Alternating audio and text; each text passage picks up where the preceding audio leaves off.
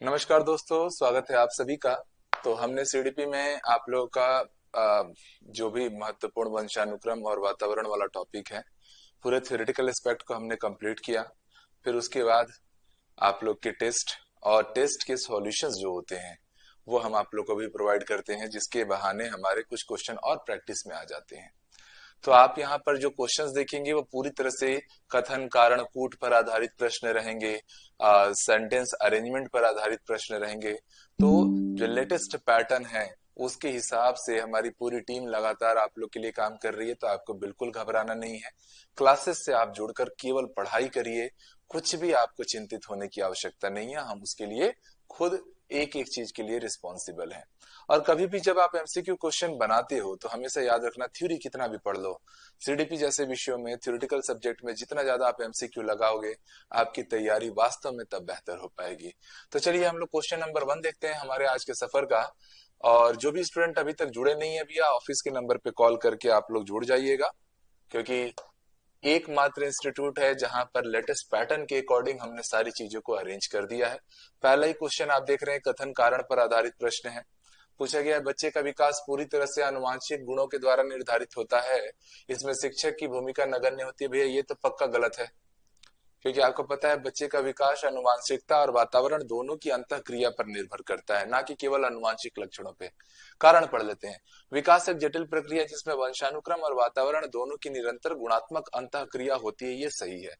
तब यह कथन गलत है, कारण सही है। तो जवाब कौन सा हो जाएगा सर? ये हो जाएगा ऑप्शन नंबर डी। तो पहले का जिन्होंने आंसर डी लिया होगा सही लिया होगा, बाकी तो देख लीजिएगा। अगला क्वेश्चन है क्वेश्चन नंबर 2।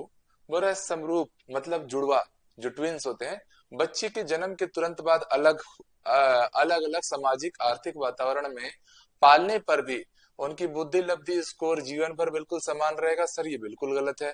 क्यों? क्योंकि भैया दो एक समान एक रंग रूप के दिखने वाले बच्चे में जो मानसिक योग्यता है, जो नैतिक योग्यता है, सामाजिक योग्यता है, वो बिल्कुल भिन्न हो सकती है, बिल्कुल अलग अलग हो सकती है। ठीक है। आगे कारण बोल रहा है, वातावरण संज्ञान और बुद्धि के विकास में एक महत्वपूर्ण और परिवर्तनशील भूमिका निभाता है। सर ये तो सही है, संज्ञान और बुद्धि में वातावरण अपनी महत्वपूर्ण भूमिका जरूर निभाता है, पर कथन क्या था यहाँ पर? गलत था, इसलिए जवाब फिर से क्या लिया जाएगा? ए गलत है, और आप लोग का जो आर है वो सही है। चलिए क्वेश्चन नंबर 3 की ओर आइए दोस्तों। ठीक है।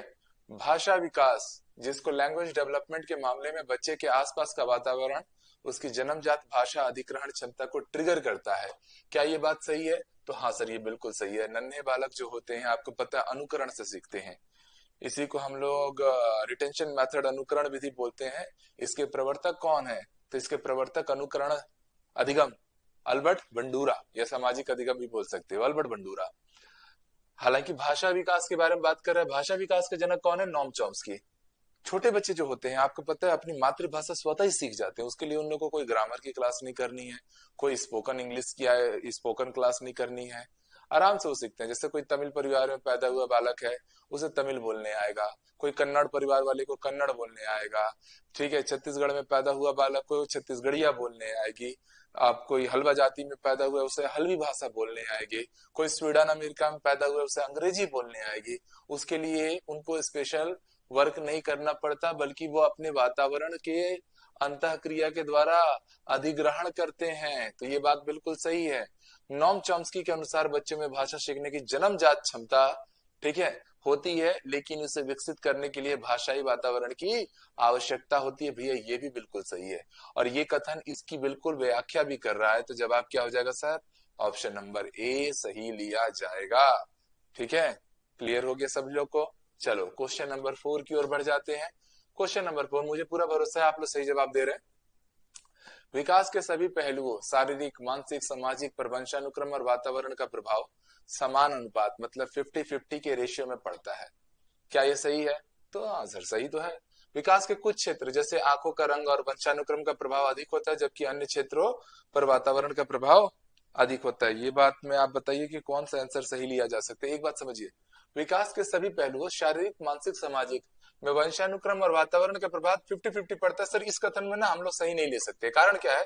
क्योंकि अगर बात बुद्धि की होगी तो वंशानुक्रम का प्रभाव वातावरण से ज्यादा होगा। बात सामाजिकता या नैतिकता की होगी तो वातावरण का प्रभाव वंशानुक्रम से ज्यादा होगा। मतलब 50-50 रेशियो हर बार हर जगह आए, जरूरी नहीं है, तो ये स्टेटमेंट हो गया गलत। ये बोल रहा है विकास के कुछ क्षेत्र जैसे आंखों के रंग में वंशानुक्रम का प्रभाव अधिक होता है, ये बोल रहा है सही। तो पहला गलत है, कथन गलत है और कारण सही है। देख रहे हो आपके लेटेस्ट पैटर्न के अकॉर्डिंग ही पूरे क्वेश्चन हम जमा के आप लोग के लिए ला रहे हैं।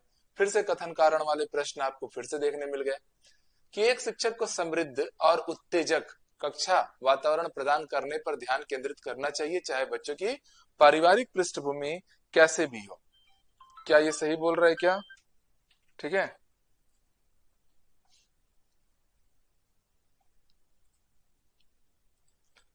बोल रहा है कि सर समृद्ध और उत्तेजक स्टिमुलस कक्षा वातावरण प्रदान करने पर ध्यान देना चाहिए। समृद्ध बोला है, उत्तेजक बोला है, तो ठीक ही है ना।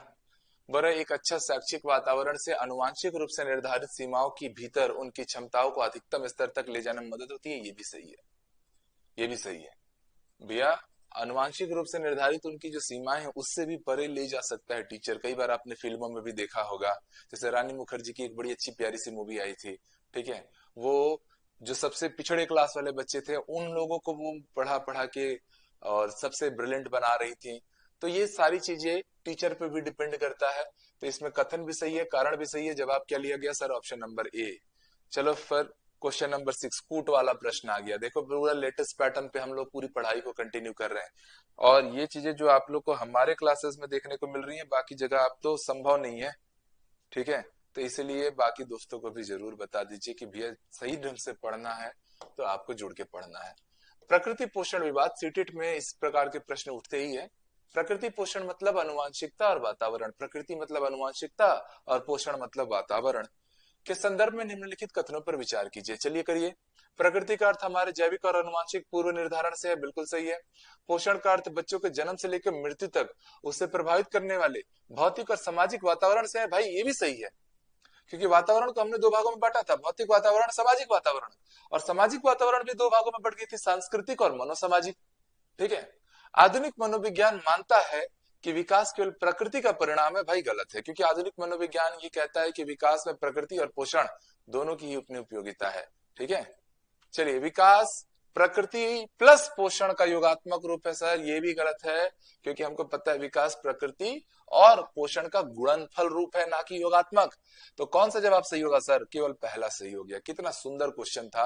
इस एक क्वेश्चन के माध्यम से हमारा पूरा का पूरा क्वेश्चन जितना भी थ्योरी होता है सब रिवीजन हो गया। मजा आया सब लोग को? चलिए, अच्छा सवाल, बहुत सुंदर सवाल। अगला क्वेश्चन है क्वेश्चन नंबर 7। फिर से कूट वाला प्रश्न। एक एक क्वेश्चन अपने आप में कसौटियों से खरा हुआ क्वेश्चन है भाई। निम्नलिखित में से कौन से कारक बच्चों के वातावरण के अंतर्गत आते हैं? ठीक है, वातावरण के अंतर्गत आते हैं। माता के गर्भ की परिस्थितियां, जो प्रीनेटल एनवायरनमेंट है, ये क्या आपके उसके कारण के अंतर्गत आएंगे? ये ऑप्शन भी हाँ सर आएंगे। तो बच्चे के गुणसूत्र क्रोमोसोम वातावरण के अंतर्गत आते हैं, पूछा गया है ना। सहपाठी समूह तो भैया वातावरण के अंतर्गत आएगा, ये तो सही है। पर बच्चे का गुणसूत्र सर उसके जैविक या वंशानुक्रम के अंतर्गत आएगा, जैविक या वंशानुक्रम के अंतर्गत आएगा। पोषण की गुणवत्ता ये भी वातावरण के अंतर्गत आ सकता है। तो भैया पहला, तीसरा, चौथा कौन सा ऑप्शन ज्यादा अप्रोप्रिएट है? तो बिल्कुल सही जवाब हो जाएगा ऑप्शन नंबर ए। तो जिन्होंने भी आंसर ए लिया है सटीक आंसर लिया, और बहुत सुंदर आप लोग जवाब भी दे पा रहे हो। ऐसे ही पढ़ते रहो दोस्तों, ठीक। ये जैविक हो गया, आनुवांशिकता पर आधारित है। क्वेश्चन नंबर 8, वंशानुक्रम के संबंध में सही कथन चुनिएगा। हेरिडिटी से रिलेटेड आप लोगों को करेक्ट स्टेटमेंट उठाना है। यह एक स्थिर संरचना है। तो भैया याद रखिए, वंशानुक्रम विकास की स्थिर संरचना है। ये सवाल ऑलरेडी आ चुका है, हो जाएगा, ठीक है। तो भाई ये तो सही है। यह एक गतिशील संरचना है, ये गलत है। क्योंकि देखो वंशानुक्रम में मान के चलो कोई बालक सिंड्रोम के साथ पैदा हुआ है, तो सिंड्रोम के साथ पैदा हुआ है तो इसका अर्थ यह है कि भैया उसको मेडिकल साइंस ठीक नहीं कर सकता। वो स्थिर रहता है, गतिशील रहता है, तो भैया ठीक कर सकते थे, पर होता नहीं है। यह व्यक्ति की अंतर्निहित सीमाओं को निर्धारित करता है। भैया अंतर्निहित सीमाओं को व्यक्ति बार बार परिवर्तित कर सकता है अपने परिश्रम के दम पर। इसे प्रशिक्षण द्वारा पूरी तरह बदला जा सकता है। तो वंशानुक्रम के संबंध में अगर ये चीज बोला जाए, क्या प्रशिक्षण के द्वारा, एक मिनट, यहाँ ध्यान से देखिएगा, यह व्यक्ति की अंतर्निहित सीमाओं को निर्धारित करता है। हाँ सर, ये तो हो सकता है। वंशानुक्रम पूछा है ना, मान लो कोई बालक सिंड्रोम से ग्रसित है, टर्नर सिंड्रोम से ग्रसित है, उसमें संतान नहीं हो सकता है, तो क्या आप उस व्यक्ति की अंतर्निहित सीमाओं को परिवर्तित कर पाओगे? नहीं कर पाओगे। वो निर्धारित करता है, क्योंकि वंशानुक्रम वाला है सेक्शन। वातावरण रहता तो भी उसकी कोई सीमा नहीं रहती। इसे प्रशिक्षण द्वारा बदला जा सकता है, जैसे मैंने बोला ना, टर्नर सिंड्रोम है या क्लाइनफेल्टर है, बांझपने का शिकार है, तो स्वाभाविक सी बात है उनसे संतान उत्पत्ति नहीं हो सकती, तो ट्रेनिंग के द्वारा भी उनपे नहीं बदलाव आ सकता। तो जवाब क्या हो जाएगा सर? ऑप्शन नंबर ए, पहला और तीसरा। क्वेश्चन नंबर 9, विकास के संदर्भ में कौन सा कथन सत्य है? जीनोटाइप व्यक्ति का अनुवांशिक ढांचा है जो हमेशा बाहर से, देखो हमेशा जीनोटाइप और फिनोटाइप दो सेक्शन हम लोग लेते हैं, ठीक है? तो जीनोटाइप का मतलब व्यक्ति का अनुवांशिक ढांचा है जो हमेशा बाहर से दिखाई नहीं देता। बिल्कुल, जीनोटाइप में जेनेटिक्स है। जेनेटिक्स मतलब अंदर के डीएनए स्ट्रक्चर, ये सब तो शरीर के अंदर है ना, आपको थोड़ी भी दिखाई देगा। तो ये बात तो सही है, जीनोटाइप में दिखाई नहीं देता है। फिनोटाइप के लक्षण है जो दिखाई देते हैं, जैसे बालों का रंग और ऊंचाई, बिल्कुल सही है। हमारा शरीर का जो बाहरी ढांचा दिख रहा है जिसपे हम मोहित होते हैं, वो फिनोटाइप है, ठीक है? अगला क्वेश्चन, समान जीनोटाइप वाले व्यक्तियों का फिनोटाइप अलग अलग वातावरण के कारण भिन्न भिन्न हो सकते हैं, ये भी सही है। अब डीएनए स्ट्रक्चर होमोसेपियंस का एक जैसा ही होगा ना भाई, राणा टिकराना मेढक का एक जैसा ही होगा, वो धरती के किसी भी कोने से मिले भाई, थोड़ा अलग अलग चीज हो सकता है, पर ओवरऑल देखा जाए तो एक ही जैसा है ना सबको। दो आंख एक नाक ही मिली है, दो नाक किसी को मिल नहीं गया है, चार कान किसी को मिल नहीं रहा है, तो हमारा डीएनए स्ट्रक्चर जीनोटाइप एक जैसा है, तभी तो हम सब मनुष्य होमोसेपियंस प्रजाति में है।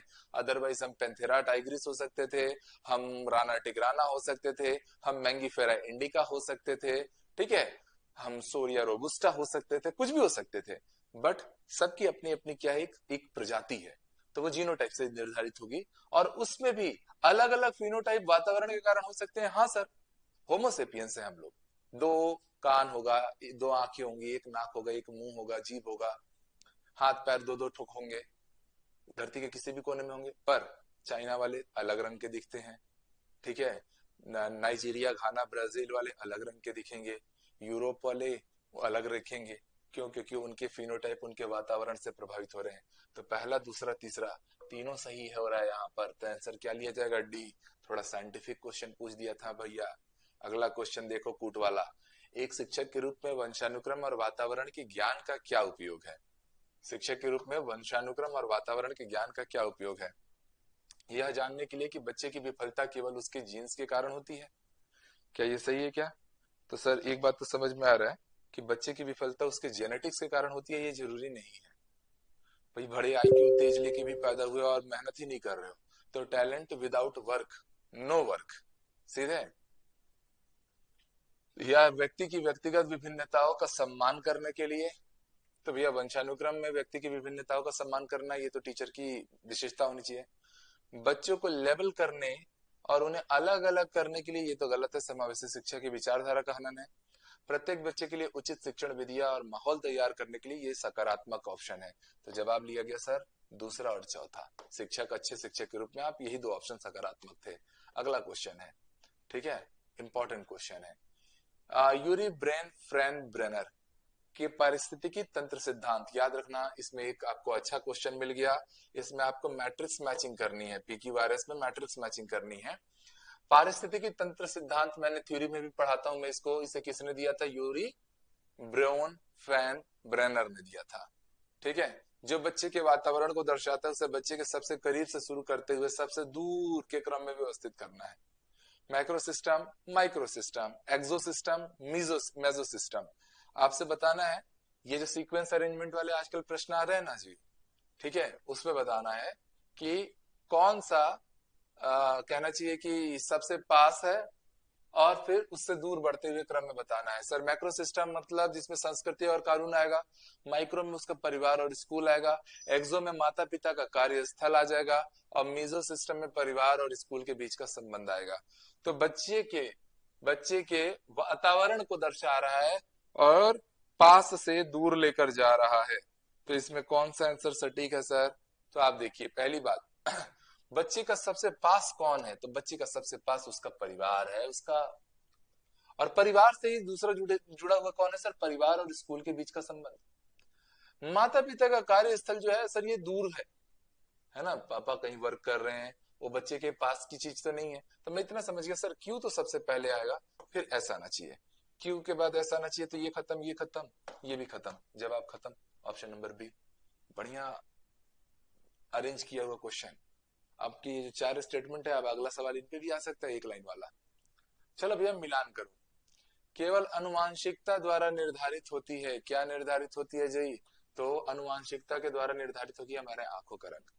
अनुवांशिकता और वातावरण की अंतःक्रिया क्या करती है जी, अनुवांशिकता और वातावरण की अंतःक्रिया, तो वो हम लोग को क्लियर है कि माता के गर्भावस्था के दौरान स्वस्थ होते हैं बच्चे का संपूर्ण व्यक्तित्व या फिर विकास। तब ये विकास जो है ये वुडवर्थ का स्टेटमेंट है, विकास वंशानुक्रम और वातावरण का गुणनफल है। तो इस क्वेश्चन का जवाब क्या हो जाएगा सर, बच्चे का संपूर्ण व्यक्तित्व। अनुवांशिकता और वातावरण की अंतःक्रिया से बच्चे का संपूर्ण व्यक्तित्व का निर्माण होता है। वातावरण का प्रभाव जन्म के पूर्व बोला गया है, तो भैया जन्म के पूर्व हम है कहाँ, जन्म के पूर्व तो भैया हम सबसे सुरक्षित स्थान माता के गर्भ में है। तो ये माता के गर्भ की स्वास्थ्य, तो भैया पहले का दूसरा, दूसरे का तीसरा, ये दूसरा तीसरा फिर चौथा पहला, ऑप्शन पहला ही सही है। अच्छा क्वेश्चन था, एक साथ आपको चार चार फैक्ट भी जानने मिले। आनंद आ रहा है कि नहीं भाई, लग रहा है ना कि जो लेवल हम लोग को चाहिए उस लेवल पे पढ़ाई हो रही है। ठीक है, और हम तो इतना दावे से बोल सकते हैं कि भैया जो क्लासेस जिस लेवल की पढ़ाई आपको हमारे इंस्टीट्यूट से मिलेगी, आप भरोसा कर सकते हो उस पे। ठीक है, एक केस स्टडी, केस स्टडी का मतलब होता है सर कि एक कक्षा में 40 बच्चे हैं, औसतन आपको पता है 30-40 बच्चे होते हैं, इसी को तो एनईपी रूल में बोलते हैं ना, प्राइमरी में हर 30 बच्चों पे एक टीचर और 35 बच्चों पे मिडिल में एक टीचर होता है। तो एक 30 बच्चों का कक्षा है, 30 के 30 बच्चों के बारे में, उनके मन में उनकी विचलन, सब कुछ एक टीचर को, आदर्श टीचर को जानना है, समझना है, और जरूरत पड़े तो उनका मार्गदर्शन भी करना है। ठीक है, तो एक केस स्टडी पर विचार कीजिए। बोल रहा है सर PQRS करके चार स्टेटमेंट बनाया है। राहुल जन्म से ही एक मस्कुलर गठीले शरीर और अच्छी खेल क्षमता के साथ पैदा हुआ था, ये उसकी अनुवांशिकता से आधारित है। ये उसके माता पिता ने उसे एक बेहतरीन स्पोर्ट्स एकेडमी में दाखिला दिलाया जो वातावरण पर आधारित है। या उसे एक बेहतरीन कोच और पोषण मिला, ये भी वातावरण का स्टेटमेंट है। आज वह एक राष्ट्रीय स्तर का एथलीट है। चलिए बता दीजिए इसमें आपके अकॉर्डिंग कौन सा सबसे सही आंसर बैठ रहा है। ठीक है, तो एक बात तो क्लियर है सर, राष्ट्रीय लेवल का एथलीट तो सबसे बाद ही में ना बना होगा सर। तो यह संपूर्ण प्रक्रिया मुख्य रूप से किस सिद्धांत को सर्वोत्तम रूप से दर्शाती है। ऑप्शन दिया है, निरंतरता का सिद्धांत, प्रिंसिपल ऑफ कंटिन्यूटी से बिलोंग कर रहा है, या वंशानुक्रम और वातावरण की अंतःक्रिया। तो देखो भाई, माता पिता वो बचपन से ही मस्कुलर है, इस टाइप का क्वेश्चन सीटेट में आया था। जब माता पिता दोनों स्पोर्ट्स पर्सन थे, बच्ची भी उनकी स्पोर्ट्स में अच्छा करती थी, क्यों, क्योंकि वो लोग स्पोर्ट्स पर्सन थे, तो जेनेटिक्स भी आया और लोग हर हफ्ते ट्रेनिंग भी करवा रहे थे उसकी पूरी। तो उसी तर्ज पे ये प्रश्न बन गया है, तो उसमें वातावरण और अनुवांशिकता की अंतःक्रिया का सिद्धांत यहाँ लागू है। बहुत शानदार क्वेश्चन। अगला क्वेश्चन है, निम्नलिखित विशेषताओं को पढ़ें। रक्त समूह मतलब ब्लड ग्रुप, नैतिकता, आंखों की पुतली का रंग, किसी नई भाषा को बोलने का लहजा, एसेट, इनमें से किन विशेषताओं पर वातावरण का प्रभाव नगण्य या बिल्कुल नहीं होता। तो सर आंखों की पुतली पर तो बिल्कुल नहीं होता, और रक्त समूह में भी देखा जाए तो आप लोगों का बेसिकली ये नहीं देखने को मिलेगा। तो जवाब है पी और आर, है ना भाई। वातावरण का हमारे ब्लड रिलेशन पे चीजें थोड़ी भी है। अब नियति ने दो भाइयों को सगा बनाया है तो बनाया है भाई, मतभेद भी रहे फिर भी भाई है, खून का रिश्ता है, कभी ना कभी तो खून आवाज देता ही है। ठीक है, चलिए अगला क्वेश्चन है, क्वेश्चन नंबर 15। सक्रिय जीनोटाइप जिसे पर्यावरण सह संबंधन, ठीक है, एक्टिव जीनोटाइप एनवायरमेंटल कोरिलेशन, जिसे नीचे पिकिंग भी कहा जाता है, इसकी पहचान करनी है। एक शर्मीला बच्चा, पी बोल रहे, एक शर्मीला बच्चा सक्रिय जीनोटाइप बोल रहा है। ठीक है, एक शर्मीला बच्चा जो भीड़ से अलग रहकर रखकर अकेले पढ़ना पसंद करता है। ये एक अनुवांशिक रूप से लंबा बच्चा बास्केटबॉल टीम में शामिल होने का विकल्प चुनता है, या फिर माता पिता अपने बच्चे की खेल प्रतिभा को देखकर उसे खेल का सामान लाकर देते हैं, या फिर एक बच्चा अपनी जन्मजात प्रवृत्तियों के अनुकूल वातावरण में खुद खोजता और चुनता है। सर उपरोक्त में से कौन सा कथन जो निशे पिकिंग मतलब स्वयं के लिए उपयुक्त माहौल चुनना को सही ढंग से परिभाषित करेगा। चलिए बता दीजिए कौन सा इसमें आपके अकॉर्डिंग सटीक आंसर होना चाहिए प्यारे साथियों। सब लोग आंसर रिप्लाई कीजिए, क्वेश्चन नंबर 15 में क्या आंसर आना चाहिए।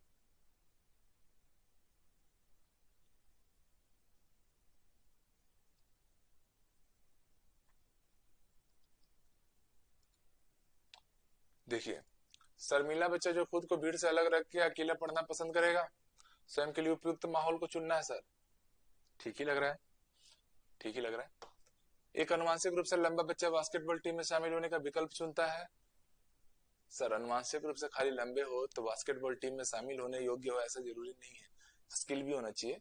माता पिता अपने बच्चे को खेल प्रतिभा को देखकर उसे खेल का सामान ला कर देते हैं, तो ये बच्चा ने नहीं चुनाना, बच्चा स्वयं के लिए चुनना बोलता है। तो आर नहीं होगा, हालांकि ये चल जाएगा थोड़ा सा। एक बच्चा अपनी जन्मजात प्रवृत्तियों के अनुकूल वातावरण में स्वयं को चुनता है खोजता है, ये तो पक्का होगा। तो sir P Q S option number कौन सा आ जाएगा, सी वाला। ये वाला जो है माता पिता लाके उस पर थोप रहे अपनी खेल भावना, या पढ़ाई करो ऐसा वाला या खेलो ऐसा वाला, जिससे बच्चे की हो सकती है अपनी स्वयं की इच्छा ना हो। ठीक है, अगला क्वेश्चन है क्वेश्चन नंबर 16। वंशानुक्रम किसी व्यक्ति के विकास की ऊपरी और निचली सीमाएं निर्धारित करता है। कथन है ये। सारे क्वेश्चन आप देख रहे हो, एक एक प्रश्न जो यहाँ पर आप लोग पढ़ पा रहे हो, सभी के सभी एकदम फॉर्मेटेड क्वेश्चंस हैं। और बहुत परिश्रम होती है भाई इसके लिए, बहुत मेहनत लगता है। वंशानुक्रम किसी व्यक्ति के विकास की ऊपरी और निचली सीमाएं निर्धारित करता है, सही बात है कि गलत बात है जी। और कथन कर रहा है उचित और समृद्ध वातावरण प्रदान करके व्यक्ति को उसकी आनुवंशिक सीमाओं से परे विकसित किया जा सकता है। ठीक है, ए और आर दोनों सही है, और आर ए की सही व्याख्या दे रहा है। क्या ये स्टेटमेंट सही होगा कि नहीं होगा, तो सर साफ साफ समझ में आ रहा है कि भाई वंशानुक्रम किसी व्यक्ति के विकास की ऊपरी और निचली सीमा निर्धारित करता है, ये बिल्कुल सही है सर। अब मान लो कोई पोलियो ग्रसित बालक है, वंशानुक्रम से आधारित है, या टर्नर सिंड्रोम है किसी में, क्लाइनफेल्टर सिंड्रोम है, तो उसकी सीमाएं निर्धारित हो सकता है वो 2 साल से ज्यादा जीवित भी ना रह पाए। ठीक है, और वो रहा उचित और समृद्ध वातावरण। उचित और समृद्ध वातावरण प्रदान करके व्यक्ति को उसकी अनुवांशिक सीमाओं से परे विकसित किया जा सकता है, ये भी सही है। ये भी सही है कि भाई वो चल फिर नहीं सकता, पर हो सकता है कि वो चेस खेल के दुनिया में अपना नाम बनाए, या बहुत बड़ा राइटर बन जाए। स्टीफन हॉकिंग सबसे बड़ा उदाहरण। चलना फिरना क्या, बोलने में भी सक्षम नहीं थे, बट उन्होंने देखो विज्ञान की किन किन रहस्यों की खोज की। तो भैया ये दोनों सही है, प्रैक्टिस से उन्होंने अपने आप को उस लायक बनाया। चलो क्वेश्चन नंबर 17। बोला भ्रात जुड़वा, जिसको आप लोग जुड़वा बोलते हो, ट्विंस बच्चों का अनुवांशिक ढांचा 100% समान होता है, या फिर, और इसमें कारण दे रहा है कि सर भात्र जुड़वा बच्चे दो अलग अलग जो एक्स और दो अलग अलग शुक्राणुओं के निषेचन से विकसित होते हैं। ये बताइए इसमें कौन सा सही होगा। देखो, सही तो दोनों ही है। क्वेश्चन नंबर 17 में आप ध्यान देंगे, नहीं नहीं नहीं नहीं, 100% समान हो रहा है बोल रहा है, ओ ये गलत हो गया ना सर, इनका जेनेटिक इन्फॉर्मेशन 100% सेम होगा, ये तो गलत है, पर ये तो सही था। ठीक है, अलग अलग एक से बन रहा है, अलग अलग आपके स्पर्म से बन रहे हैं, 100% सेम हो जाएंगे, ये तो संभव नहीं है। मतलब पहला गलत है, एसर्शन गलत है, रीजन सही है, तो ऑप्शन डी लेना। ठीक, क्वेश्चन नंबर 18। पर प्रारंभिक बाल्यावस्था के दौरान गंभीर कुपोषण का प्रभाव केवल बच्चे के शारीरिक विकास पर पड़ता है, मानसिक विकास पर नहीं। ठीक है, और कारण बोल रहा है मस्तिष्क का विकास प्रारंभिक वर्षों में पर्यावरणीय रचना के प्रति अत्यधिक संवेदनशील होता है।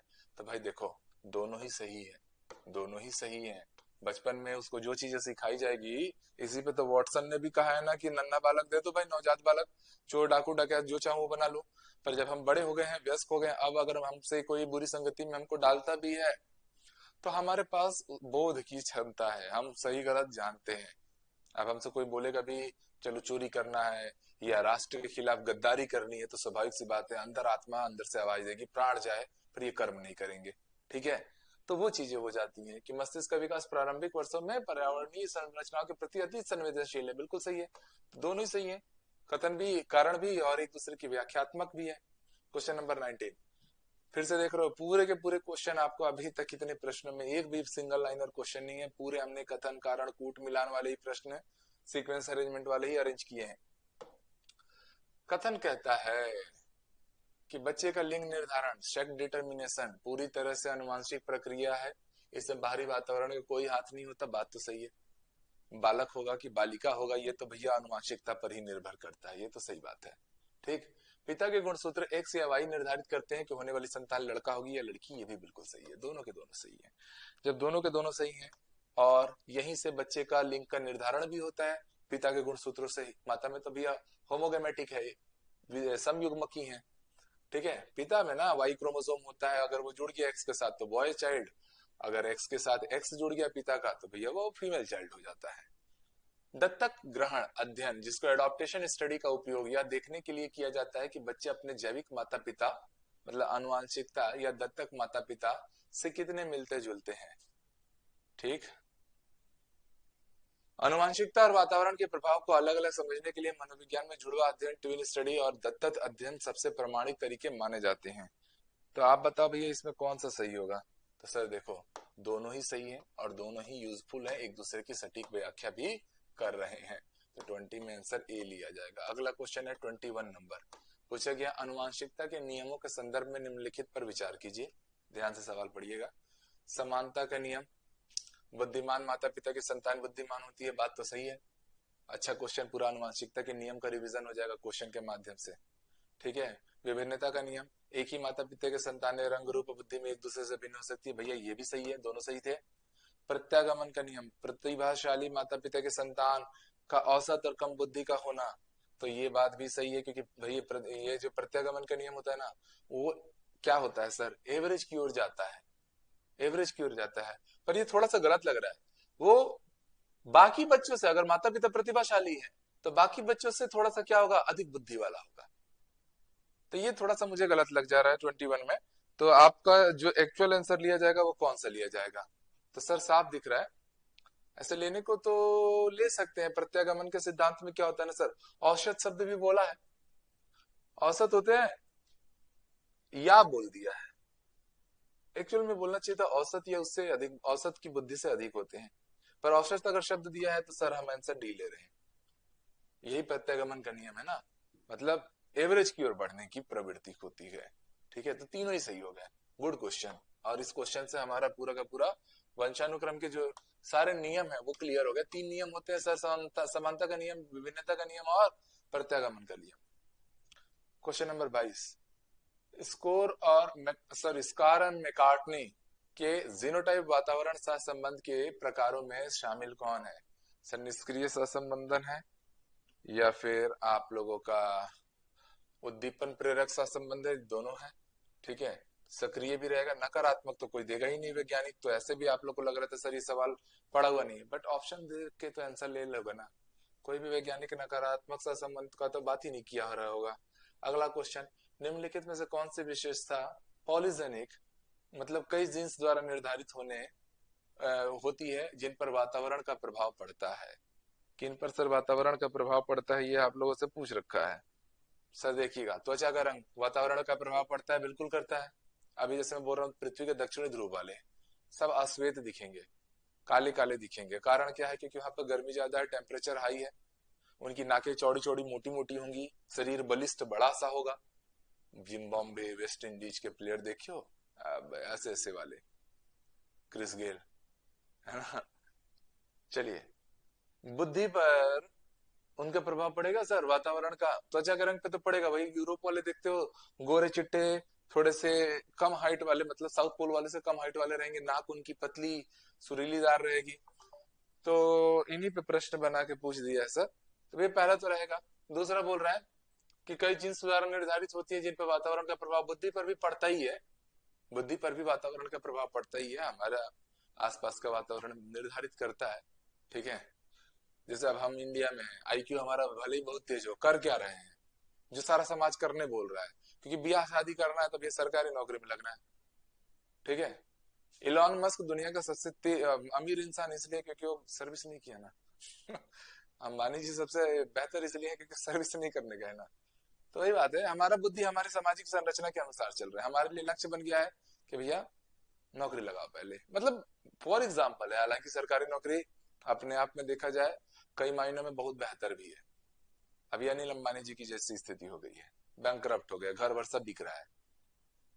तो भैया सरकारी नौकरी रहती तो ऐसे हालात तो नहीं आते, ये भी तय है भैया, मानी लोगों के भी हालत खराब हो सकते हैं, दिख रहा है सामने से। Down syndrome, sir down syndrome जो रहेगा सर, ये पूरी तरह से आनुवंशिकता पर आधारित है, इसका वातावरण का प्रभाव नगण्य रहेगा। ऊंचाई, ऊंचाई तो भैया वातावरण से निर्धारित हो सकती है, क्योंकि अभी मैंने बताया ना, साउथ पोल के लोग लंबे लंबे, नॉर्थ पोल के लोग, या इंडिया में देखो, चाइना में देखो, मिक्स हाइट वाले हैं, 5 साढ़े 5 फीट वाले। ठीक है, तो ये हो जाएगा इसका जवाब, पहला दूसरा और चौथा। ठीक है, मजा आ रहा है। चलिए, एक कक्षा में बच्चों के बीच व्यक्तिगत विभिन्नताओं, इंडिविजुअल डिफरेंसेस का प्राथमिक कारण क्या है? केवल उनका अनुवांशिक विन्यास, जेनेटिक मेकअप है, या केवल उनका सामाजिक सांस्कृतिक परिवेश, अनुवांशिकता और पर्यावरण के बीच जटिल अंतःक्रिया, ये तो पक्का होना है, माता पिता की शैक्षिक पृष्ठभूमि।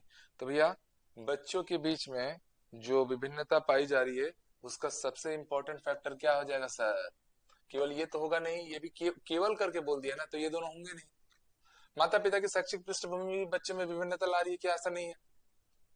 निर्धन कम पढ़े लिखे माता पिता के भी बच्चे भैया अब्दुल कलाम हो सकते हैं, अच्छे अच्छे आईएएस बच्चे क्यों ना हो, बड़े बड़े पॉलिटिशियंस क्यों ना हो, उनके बच्चे भी भैया एक से एक डिफाल्टर निकल सकते हैं। अगला क्वेश्चन, निम्नलिखित में से कौन सा या कौन से कथन विकासवादी मनोविज्ञान, इवोल्यूशन साइकोलॉजी के दृष्टिकोण को सही ढंग से प्रस्तुत करता है या करते हैं? मानव व्यवहार पूरी तरह से खाली स्लेट पर लिखे हुए अनुभव है। भाई ये सही बात है कि गलत बात है, तो साफ साफ समझ में आ रहा है सर। ये निम्नलिखित में से कौन सा कथन विकासवादी मनोविज्ञान, इवोल्यूशनरी साइकोलॉजी के ऊपर बात हो रही है, इवोल्यूशनरी साइकोलॉजी के ऊपर बात हो रही है। तो पूछा गया है कि मानव व्यवहार पूरी तरह से खाली स्लेट पर लिखे हुए अनुभव है, ये गलत है।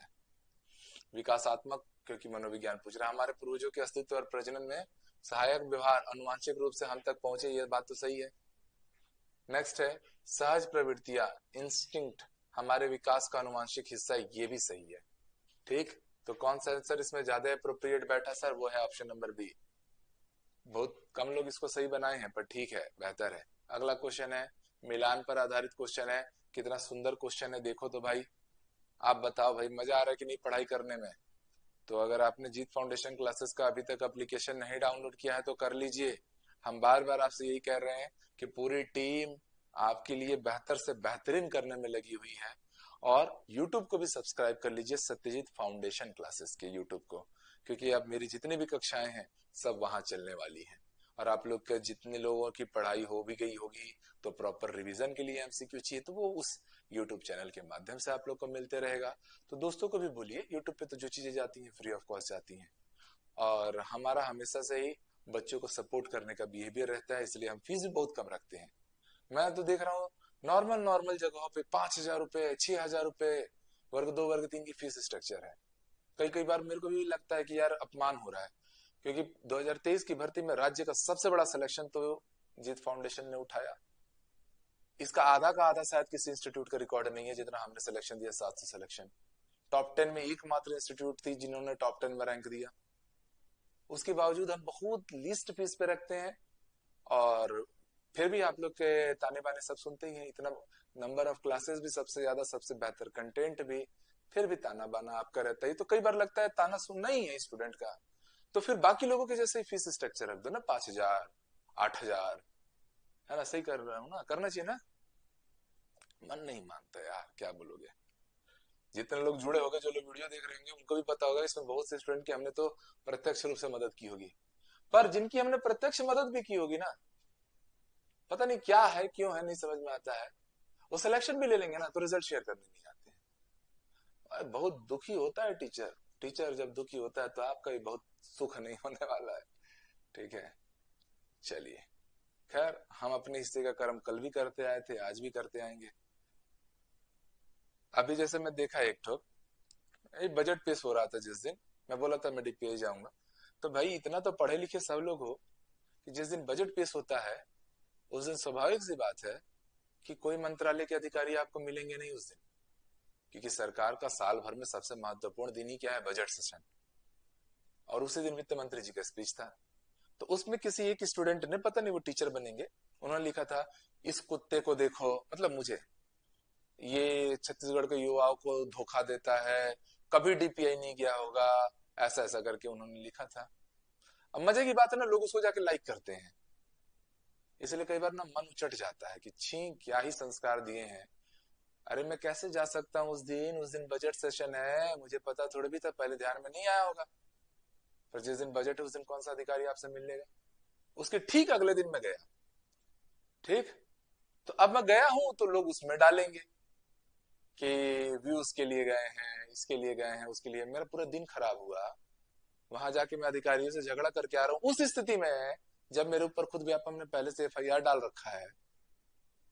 पागल बन रहा हूं ना मैं? घोषित कर देना चाहिए आप लोग को तो।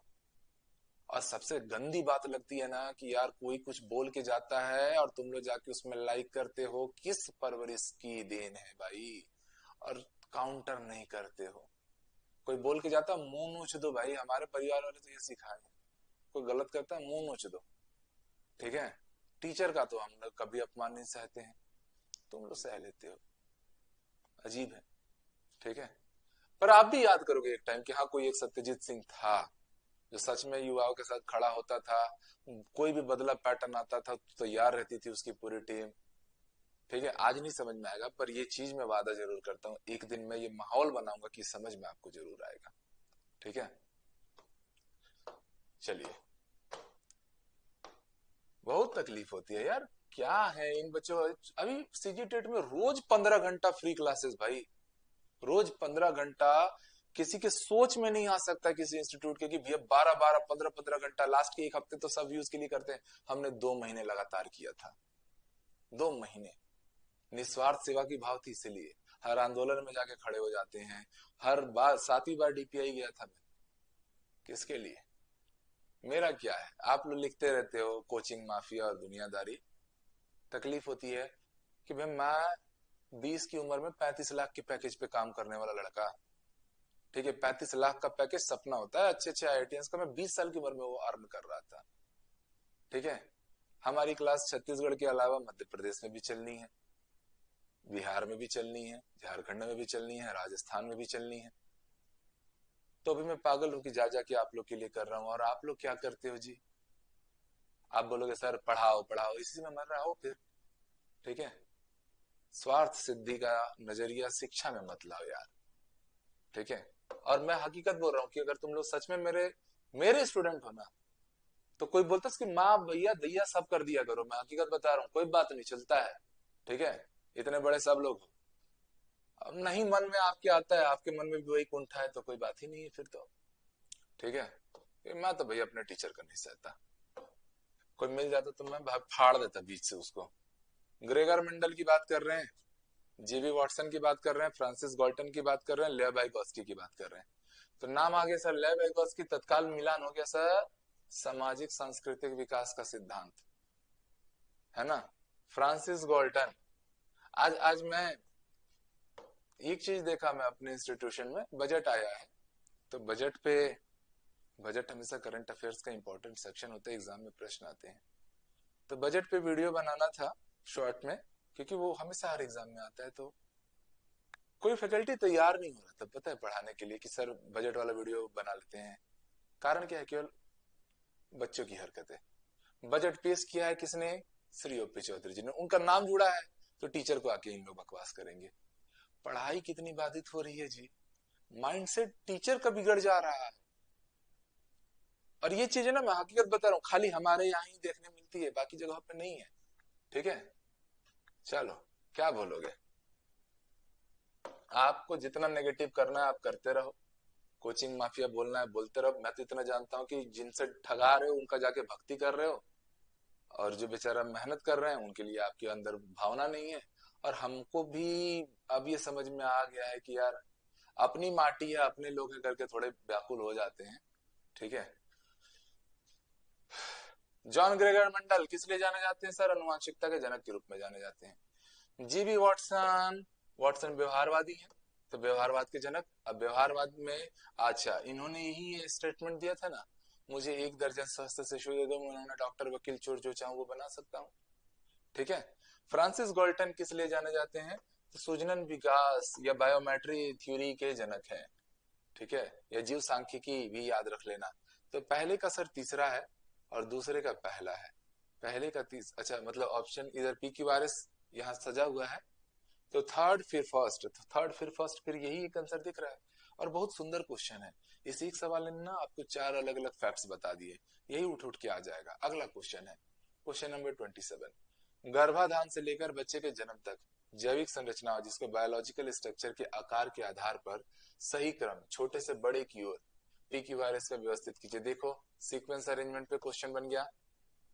ठीक है, तो गर्भाधान के समय सबसे पहले क्या होता है, तो ध्यान से आप लोग को इस सवाल का जवाब देना है सर। ठीक है, कि सबसे पहले कौन सा चरण आता है, उसके बाद कौन सा चरण आता है। तो ध्यान दीजिएगा, सबसे पहले स्वाभाविक सी बात है छोटे से बड़े में जीन तो सबसे छोटा है। जीन जब आपस में जुड़ते हैं तब उससे क्या बन जाता है सर, जीनों के जुड़ने से बनता है डीएनए।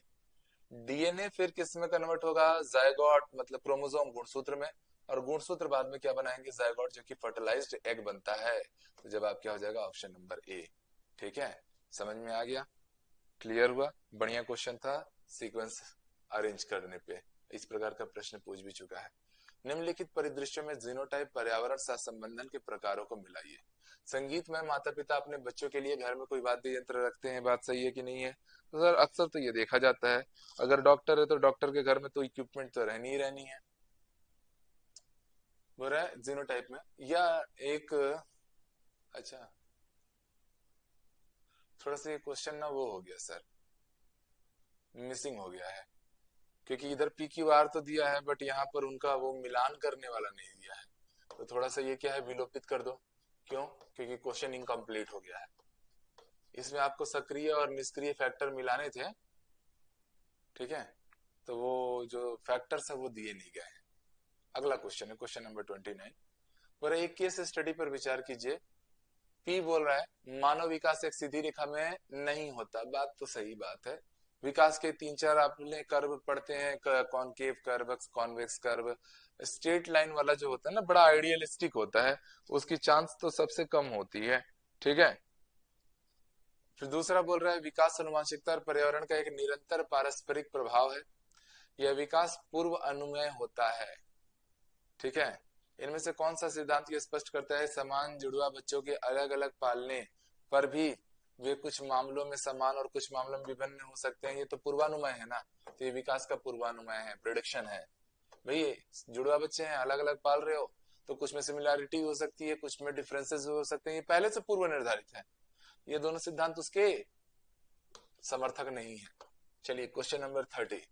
निम्नलिखित में से कौन से कारक बच्चे के जन्म पूर्व वातावरण को नकारात्मक रूप से प्रभावित कर सकते हैं।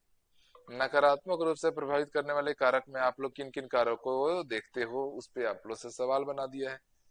पहला पूछा गया सर माँ का तनाव और चिंता, बिल्कुल सही बात है। वो रहा है बच्चे के जन्म पूर्व वातावरण, इसलिए जब माता गर्भ से होती हैं तब हमेशा उनको स्वस्थ वातावरण, तनाव और चिंता से मुक्त रखा जाता है, शोक कुल से मुक्त रखा जाता है, क्योंकि भैया उनके गर्भ में जो संतति है उस पर असर पड़ता है। ठीक है, टोराजोन्स जैसे शराब दवाएं इस पे भी असर पड़ता है, बिल्कुल भाई। उस टाइम गर्भवती महिलाओं को इन सब मादक पदार्थों से बिल्कुल भी दूर रखना है। ठीक, माँ का एक्सरे विकिरण के संपर्क में आना ये भी असर डालता है। माता पिता का आर्थिक स्तर ये बच्चे के नकारात्मक रूप से प्रभावित करने वाले फैक्टर में नहीं है, क्योंकि गरीब से गरीब परिवार में भाई एक से एक अब्दुल कलाम पैदा हुए हैं, कोई उसमें बड़ी बात नहीं है। ठीक है, तो पी क्यू आर इसका फैक्टर हो जाएगा जो नेगेटिव फैक्टर के रूप में देखा जाता है। ठीक है दोस्तों, तो ये 30 प्रश्न थे, सारे प्रश्न बिल्कुल लेटेस्ट पैटर्न के अकॉर्डिंग है। और इतना ही कहूंगा कि भैया आप शिक्षक बनने वाले हो तो थोड़ा शिक्षकों को सम्मान दो, और ऐसे टीचर बहुत कम हैं जो आपके लिए खड़े होते हैं। तो आप अगर चाहोगे, जैसे बिलासपुर का तो मैं देखता हूँ कोई आता नहीं है आप लोग के लिए, 2 साल में कोई उठ के आके एक स्टेटमेंट भी दिया क्या, नहीं। मतलब समाज में बहुत कम लोग हैं, तो इनको अगर आपका सपोर्ट ना मिले ना तो फिर चिल्लाते ही रहना, ऐसा ऐसे भी एकता नहीं है आप में।